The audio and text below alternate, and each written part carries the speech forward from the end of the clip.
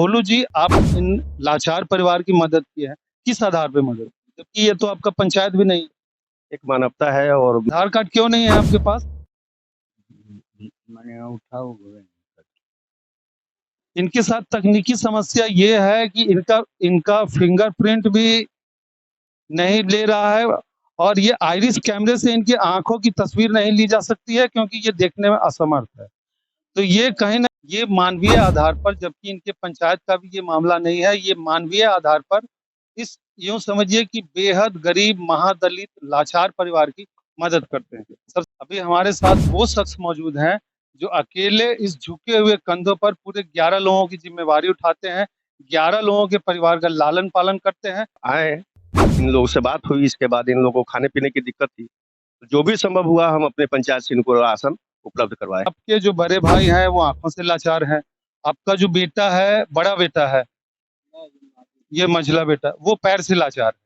तो अभी तक क्या सरकारी सहायता मिला है आपके बच्चों को? अभी कुछ नहीं मिला अभी तक कुछ नहीं मिला। ना। तो यहाँ हम लोग जैसे कि देखते हैं जो बहुत गरीब है, लाचार हैं, इसलिए अपना शरण जैसे कि हम कहे ठीक है अपना रहिए यहाँ और रोड साइड में जमीन दी है कि रहिए आराम आराम से रहिए, आराम आराम से ही रह रहे हैं।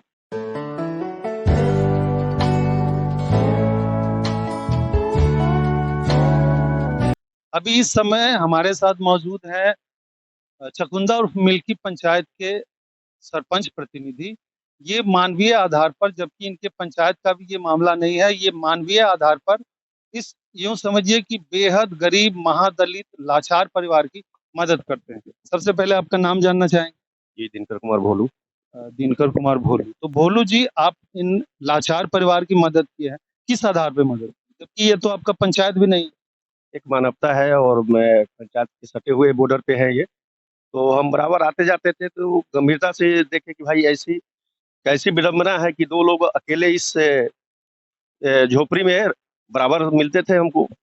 तब आए, इन लोगों से बात हुई, इसके बाद इन लोगों को खाने-पीने की दिक्कत थी। तो जो भी संभव हुआ हम अपने पंचायत से इनको राशन उपलब्ध करवाए। बड़ी बात ये है कि सरकार की तरफ से अभी तक इन लोगों के पास कोई भी सहायता नहीं पहुँची है, जबकि ये लेप्रोसी के भी शिकार हैं, आँखों से भी लाचार हैं। तो क्या कारण हो सकता है, कुछ बता सकते हैं? इसका कारण हम क्या बताएँ, यहाँ के प्रतिनिधि को भी हम कॉल करके बोले, एनएम से भी संपर्क करना चाहे कि आकर के इनकी देख-रेख करे।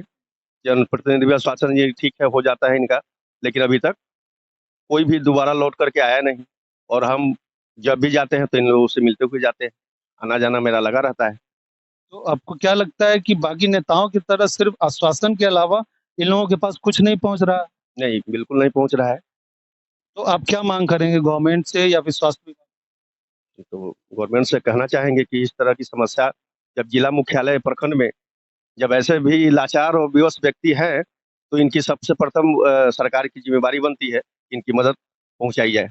तो इनके जो एक भतीजा है, वो मानसिक रूप से भी विकलांग है और शारीरिक रूप से भी विकलांग है और गवर्नमेंट की तरफ से अभी तक कोई सहायता नहीं पहुँची है उनके पास।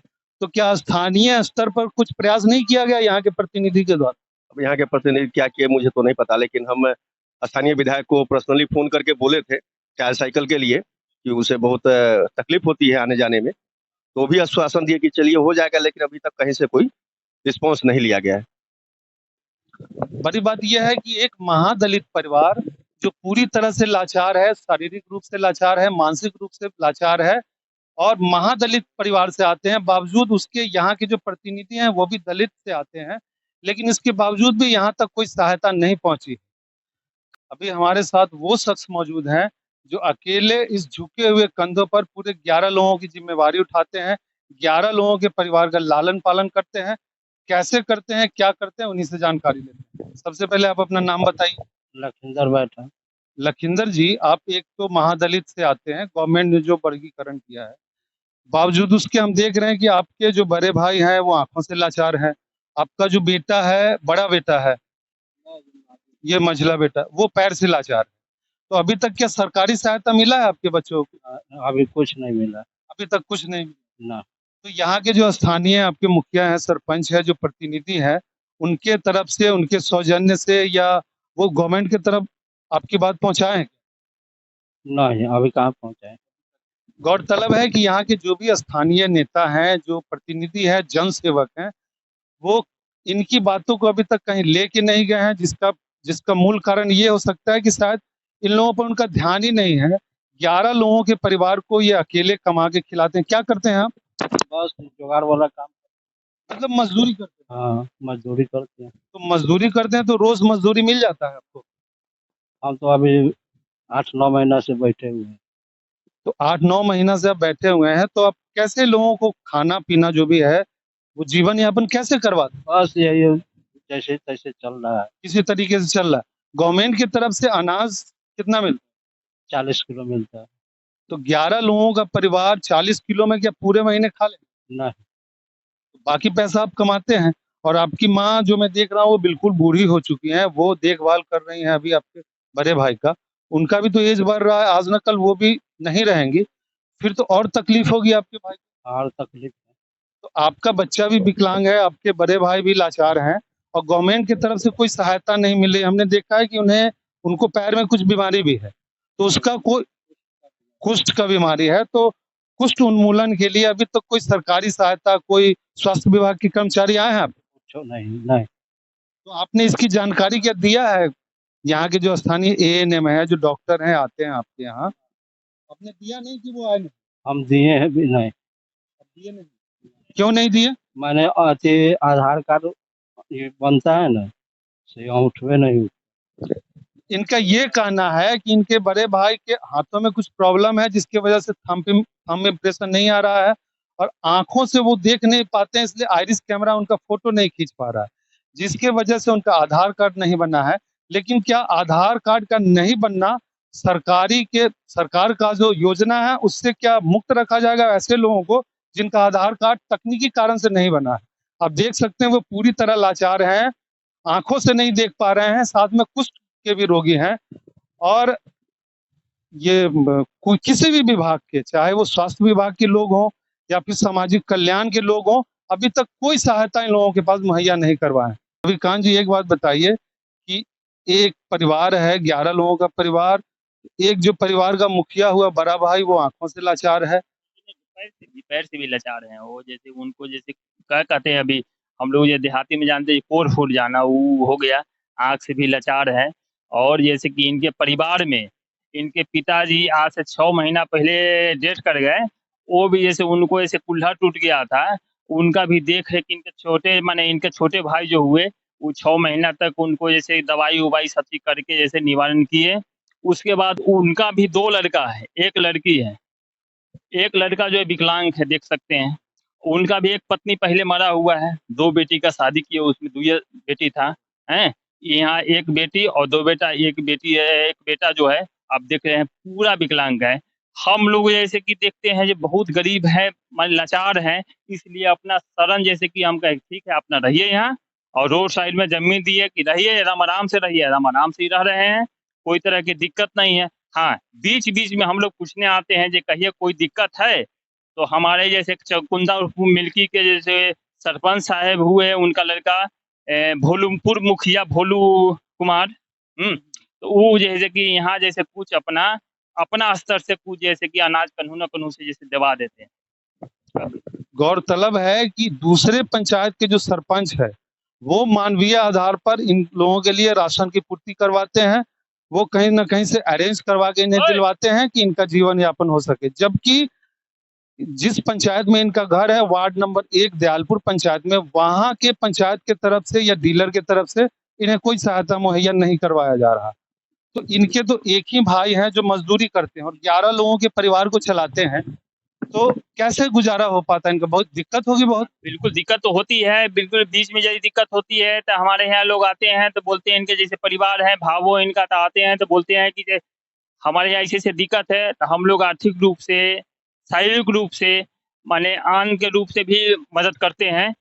नहीं हुआ तो चावल दे दिए, गेहूँ दे दिए, खाना बना हुआ है से दे दिए, इस रूप से इनको हम अच्छी तरह से मदद करते हैं, देखभाल करते हैं। ये जो आप कर रहे हैं ये किस लिए कर रहे हैं? मानवीय आधार पर कर रहे हैं कि कोई और बात? नहीं, मानवीय आधार पर कर रहे हैं, सब दिन से जुड़े हुए हमसे हैं, बहुत इनके 3 पीढ़ी से हम इनका परिवार से हमारे परिवार से जुड़े हुए, इसलिए हम माने इनको हम सहायता करते हैं। एक बार नाम है तुम्हारा? रोहित कुमार। रोहित कुमार, थोड़ा सा तेज बोलना, एक बार और नाम बताओ। रोहित कुमार। रोहित कुमार, कहाँ घर है तुम्हारा? दयालपुर। दयालपुर। ये देखिए मानसिक रूप से भी विकलांग है, हालांकि पूछने पर ये जवाब देता है। और तुम कहाँ तक पढ़े लिखे हो? 9वीं तक। ये 9वीं क्लास तक पढ़ा भी है, लेकिन गरीबी की वजह से ये आगे नहीं बढ़ पाया। जो भी तेज तर्रार हैं, जो आर्थिक रूप से मजबूत हैं, वो अपने विकलांगता का फायदा उठाकर कहीं ना कहीं सरकारी नौकरी कर रहे हैं, लेकिन जो गरीब हैं उन्हें चलने फिरने के का सामान तक मुहैया नहीं हो पा रहा है। अब बताओ, सरकार की तरफ से तुमको कुछ मिला है अभी तक? बोलो, पैसा मिला है कितना पैसा मिलता है? 400 के महीना। 400 का महीना मिलता है, उसके अलावा कुछ? अब कुछ नहीं। इसका कहना है कि सरकार की तरफ से इसे 400 रुपए महीना दिया जाता है, जो विकलांगता का है। उसके अलावा न कोई ट्राईसाइकिल दिया गया है, न कोई बैसाखी दिया गया है। वो पैसा कहाँ आता है? तुम्हारे अकाउंट में है कि हाथ में मिलता है? हाथ पर मिलता है। कौन देता है? दुकान पर मिलता है। अकाउंट पर मिलता है। हाँ। अच्छा, कौन निकाल के लाता है बैंक? मम्मी जाता है लाने। मम्मी जाता है लाने। अच्छा, इसकी माँ है जो इसके अकाउंट पर से पैसे निकाल के लाती है, 400 रुपए महीना। तो हर महीने क्या पैसा मिल जाता है? हर महीने मिलता है पैसा। एक बात बताओ कि तुम्हारे पास बैसाखी नहीं है, ये कौन बनवाया? कौन बनवाया? लोहार।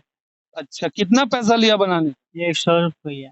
100 रुपया लिया बनाने का। तो सरकार की तरफ से नहीं मिला तुमको? अभी नहीं मिला है। अभी नहीं मिला है।